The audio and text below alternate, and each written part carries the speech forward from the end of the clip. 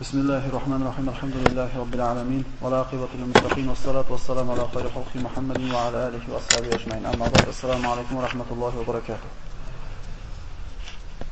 الله سبحانه وتعالى قرآن الكريم ده استعيذ بالله وما من دابة في الأرض إلا على الله رزقها ويعلم مستقرها ومستودعها بما حمق الله Albatta Alloh subhanahu va taolo yer yuzida qanday bir jonivor bo'ladigan bo'lsa, buning rizqi Alloh taoloning zimmasida deydi. Tirik jonzot borki, rizqi borligi uchun yuribdi. Tirik jonzot borki, Alloh taolo albatta rizqini yetkazadi. Mana Imom Alboniy sahih degan hadisda payg'ambar sollallohu alayhi vasallam aytadi: "Inna ruhal qudus nafatha fi ar-ru'i رعي أن نفسا لن تموت حتى تستوفي رزقها فاتقوا الله واجملوا في الطلب." Ruhul Qudus bo'lgan Jibril Amin menga shunday bir narsani bildirdiki, inson bolasi peshonasiga yozilgan rizqini yemasdan turib hargiz vafot qilmaydi. Inson tirikmi, demak rizqi bor. Rizqi tugadimi, shu kuni vafot qiladi. Allohdan taqvo qilinglar va rizqni talab qilishlikda chiroyli talab qilinglar. Haloldan qidirsangiz ham, haromdan qidirsangiz ham Alloh taolo yozgan rizq bor, undan oshig'i ham kelmaydi, kami ham kelmaydi. Vallazi nafsi Muhammadin biyadihi lan tamuta nafsun qabla an tastakmila rizqaha wa ajalaha. Fajmilu fit talab wa la yahmilannakum istibta'u rizqi ala an tatlubuhu bi ghayri ta'ati. Keyingi hadisda Imom Alboniy rivoyat qilgan: Ajmilu fit talab fa inna kullan muyassarun lima khuliqa lahu. Rizqni talab qilishlikda chiroyli bir talab qilinglar. Halollik bilan qidiringlar. Mana aytyapmiz, inson halolga qo'l ursa ham, haromga qo'l ursa ham, ibodatda bo'lsa ham, ibodatda bo'lmasa ham, fosiq bo'lsa ham, fojir bo'lsa ham, Alloh bergan rizqini yeydi. Buni misoli bir tomga biror tonnali boshqaga suvni quyib qo'yib turib, ikki tomondan kanalni tushirib qo'ygan bo'lsangiz, unisini burasidan o'sha suv tushadi, bunisini burasidan o'sha suv tushadi. Bunisini bo'laganligi uchun ko'proq yoki bunisini ochganligi uchun kiranda ozroq tushmaydi. O'sha tevada 1 tonnami? 1 tonna 100 litr bo'lib qolmaydi. Xuddi shunga o'xshaganda insonning ro'parasida rizqi turar ekan, bugun 1000 so'm topishligini yozgan bo'lsa, halolga ursa ham o'sha 1000 so'm keladi, haromga ursa ham 1000 so'm keladi. Mana shu narsaga siz bilan biz iymon keltirishimiz kerak bo'ladi. Payg'ambar sollallohu alayhi vasallam aytadi: "Rizqinglarni talab qilishlikda chiroyli bo'linglar, zero har bitta kimsa o'zi uchun yaratilgan narsaga yetishiga oson bo'ladi." Mana shu hadisdan kishini oxiratiga bir ishora deydi ba'zi tafsir sharhida bergan ulamolar. Inson jannatiyligini alomati hayotda qilayotgan ishlariga qarab belgilansa bo'ladi, ya'ni oxiratini Alloh biladi. Kishini oxiratga foydasi tegadigan, jannatga olib boradigan ishlarni oson qilayotganligi bu odamni jannatiy ekanligiga ishora deydi ulamolar. Va aksincha, fisq, fujur, Alloh harom qilgan narsani qo'rqmasdan jur'at bilan qilayotganligi yaxshi emasligini belgisi. Lekin amallar oxiriga qarab, xotimasiga qarab belgilanadi. Ibodatda, taqvoda yurganligingiz, demak men yaxshi odam ekanman deb o'sha uchun ibodatda yuribman deb siz bilan bizni xotirjam qilib qo'ymasin. Chunki amallar innamal a'malu bil xawatim. Amallar oxiriga qarab baho beriladi. Abdurrahmon ibn Avf roziyallohu anhu Madinada, mana Madinaga ko'chib borganda hech narsasi yo'q, kambag'al, gadoy bo'lib bordi. Hech narsasi yo'q bordi. Lekin peshonasida bu kishini boy bo'lishi taqdir qilingan ekan. Sa'd ibn Robi mana ikkita xotinim bor, ikkita uyim bor, yoqqanini bo'shatib beraman desa, yo'q deyapti. Qo'liga naq berganda olmasa ham Alloh boy qilishini yozgan ekan, boy bo'lib ketaverdi. Agar o'shini olib turib, o'sha uyini, xotinini olib, pulini bir qismiga ega bo'lib turib boy bo'lganda biz aytishimiz mumkin edi. Ha endi naqini oldi-da o'shuning uchun boy bo'ldi deb. Endi omodi ham boy bo'lardi-yu. Chunki insonning peshonasida rizqini keng bo'lishi taqdir qilingan bo'lsa, rizqi keng bo'ladi. Yoki aksincha, rizqi tang bo'ladigan bo'lsa, o'zini o'tga ursin, cho'qqa ursin, hech qachon bo'lmaydi. Endi bo'lish bo'lmasligini Alloh subhanahu va taolodan boshqa hech kim bilmaydi. Ba'zida harom savdo qilayotgan odamni bo'lib ketayotganligini ko'rasiz. Halol savdo qilib 5-6 so'm oshirolmayotgan odam, men ham harom qilsam shunchalik bo'larmikinman deydi-da. Endi qarab tursangiz, u harom savdo qilayotganda hammasi ham bo'lib ketavermayapti. Biz faqat o'sha haromdan topib bo'lib ketganlarni ko'rib turib, haromdan qilsa zo'r bo'ladi deb o'ylayapmiz. Va haloldan savdo qilib dunyoga ega bo'layotganlar ham bor. Faqat halol savdo qilib bo'lmayotganligimiz uchun siz bilan biz bo'lmaydi deymiz.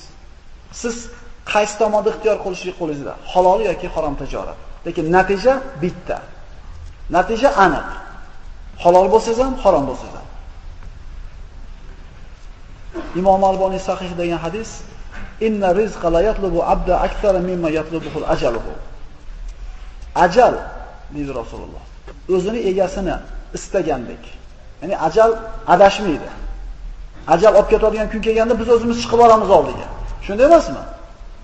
Ajal o'zini egasini quvalagandek, rizq ham xuddi shunday quvalay, balki ko'proq quvalaydi. Faqat inson toatda, ibodatda bo'lar ekan, bu rizq barakotli bo'lib kelishligi bor.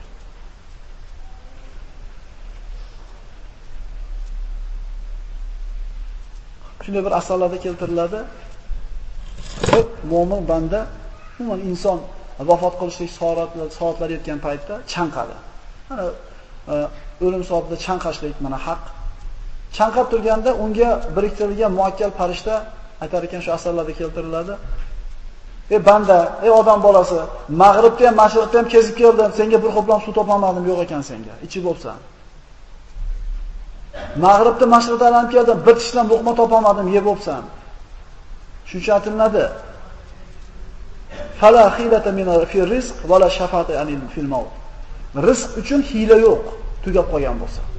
Endi ajal kelib qolgan bo'lsa, shafoatchi yo'q. Hech kim o'rtaga tusha olmaydi agar ajal kelib qolgan bo'lsa. Rizq tugab qolgan bo'lsa, hech qanday yo'l yo'q. Endi kelishini yozgan bo'lsa, uni to'sib qoladigan hech qanday ma'ni to'siq bo'lmaydi. Mana quyidagi Imom Alboniy Sunan Termiziyda keltirgan sahih hadisda aytadi.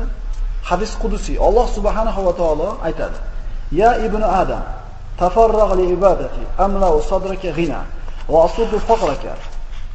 Va la taf'al mala'tu yadaka shughlan wa lam asuddu faqraka." Imom Termiziy rivoyat. Mana Alloh taolo siz bilan bizga xitob qilib aytadiki: "Ey odam bolasi, meni ibodatimga bo'sha. Dunyoda tarqilib masjidga kirib ol deb tushunmaylik buni. Xonada tashab chiqib ketaylik degani emas. Meni ibodatim uchun bo'sha degani bu qalbingni bo'shat degani. Oyoq, qo'l, ko'z, aql dunyo tijoratini qilsin, faqat qalb Allohning ibodati bilan ovora bo'lsin. Mana aytamiz, qilayotgan tijoratimiz, qilayotgan kasbikor yoki hunarimiz bola chaqa boqishlik niyatida chiqyapmiz. Bola chaqa boqishni Alloh taolo bizga buyurgan. Demak, ko'chaga bola chaqa boqaman deb chiqishligimiz ibodat. Shu pulni topishlikdan maqsad Allohning roziligi bo'lsa, shu pul topishimiz ham ibodat. Odamlarga hasad, odamlarga yetib olay degan niyatda emas, balki Alloh taolo buyurganligi uchun bola chaqamni boqish uchun ishlayapman desak, demak ibodat. Ey odam bolasi, meni ibodatimga bo'shat qalbingni.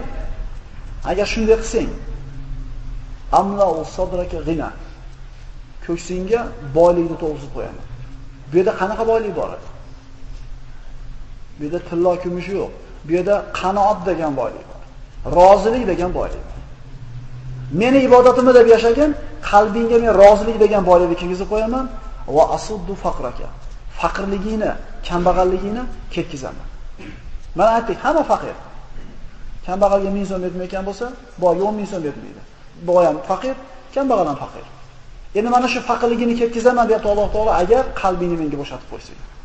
Agar shunday qilmasang, ya'ni qalbingni menga bo'shatib bermaydigan bo'lsang, qalbing dunyo muhabbat bilan to'layotgan bo'lsa, endi onani qilishim kerak, monani qilishim kerak, onaga yetishim kerak, monaga yetishim kerak degan g'am qalbimizda bo'ladigan bo'lsa, mala'tu yadaka shughlan. Qo'lingni ish bilan ovora qilib qo'yaman. Hech bo'sh vaqt yo'q-ku. Ham meni ziyorat qilib qo'y desa, ishim ko'p. Tog'ing kasal ko'rib qo'y desa, keyin ulgurmayapman, ishim ko'p. Eskilarimiz piyoda yurib hamisha ulgurgan. Hozir mashina ham bor tayimizda, telefon ham bor tayimizda. Hamma yo'q, lekin nima yo'q? Vaqt yo'q. Chunki bizning qalbimiz shu dunyo bilan ovora bo'lib qolganligi uchun Alloh taolo siz bilan biz vaqtimizga barakani olib qo'ymayaptimikin? Agar qalbingni menga bo'shatmasang, qo'lingni ish bilan ovora qilib qo'yaman va faqirligini to'smayman. Kelaveradi, ishlayverasan, to'planaveradi, lekin yetmaydi doim. Inson bolasini ko'chaga darsimizda aytdik, 2 vodiy oltin berilsa, 3-sini ham qo'shib olishga istab qoladi. Odamzod g'alatida tabiati. Hadiya tarqatilinsa, Mana hajda olaylik. Bitta tegdi qo'liga. Mana hajga borgan birodarlarimiz buni yaxshi biladi. Shu ikkinchisiga ham harakat qiladi. Agar shu hadyani tarqatayotgan ko'chadan naryoqdan o'tib ketayotgan bo'lsa, indamay ketaveradi. Yo'q bo'lsa ham turadi. Endi bitta bersa ikkita deydi. Karobkalar olganlarni ko'rganmiz birodarlar. Ketayotganda sasni tashlab ketganlarni ko'rganmiz. Kitob tarqatganini ko'rganmiz. Hoji akalar, mana hajga ketadiganlar bo'lsa, shu narsani bir quloqingizlarga olib qo'yasizlar. Kitob u Uyg'ur tilidanmi, tojik tilidan olaveradi. Oladida ketayotganda hadiyalarni birinchi solib turib, keyin so'mkaga sig'may qolsa, kitoblar tashqarida qolganini shu takiyalarda o'zimiz kuzatganmiz, tahlab tushib qo'yganmiz. Inson bolasi to'ymaydi. Inson bolasiga 2 vodiy oltin berilsa, 3-sini orzu qiladi.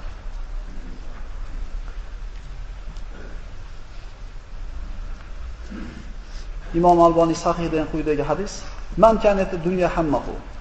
Qaysi bir insonda dedi Rasululloh, dunyo g'ami bo'lsa, faqat dunyoda g'ami bilan yashayotgan bo'lsa, farraqallohu alayhi amrahu va ja'ala faqrahu bayna aydihi va lam yatihi min ad-dunya illa ma kutiba lahu. Kim faqat dunyoda yashasa, Alloh taolo u odamning ishini sochib tashlaydi. Yig'olmaydi bosh shuni. Faqirligini peshonasiga yozib qo'yadi. Va dunyoda g'am qilsa ham dedi Rasululloh, Alloh yozgandan oshiq narsani ola olmaydi. Endi kim oxiratni g'am qilgan bo'lsa, Alloh taolo bu odamning ishini to'plab qo'yadi biriga. Bosh shuni biladi, kimligini biladi, ertaman turgandan nima ish qilishini biladi, ertaga qayoqqa ketishligini biladi, kimligini biladi. Va boyligini cho'ntagiga demayapti, qalbiga joylab qo'yadi. Qanoat degan boylikni beradi. Va dunyo kelaveradi yozilganligi uchun, vaholanki bu dedi, unga kerak emas. Bu narsadan badab turaveradi. Kelibdimi? Kelgan bo'lsa, qo'yib qo'y. Kelmabdi deb g'am qilib buni orqasidan yugurilmaydi. Demak, bugungi suhbatimizga yakun yasar ekanmiz, boyaga o'qiganimiz qaytarib qo'yamiz. Inna rizqa la yatlubul abda akthar mimma yatlubuhu ajaluhu. Ajal o'zini sohibini qidirgandek, balki undan ko'ra ko'proq rizqi qidirib yuradi insonni. Talabni chiroyli qilaylik, qalbni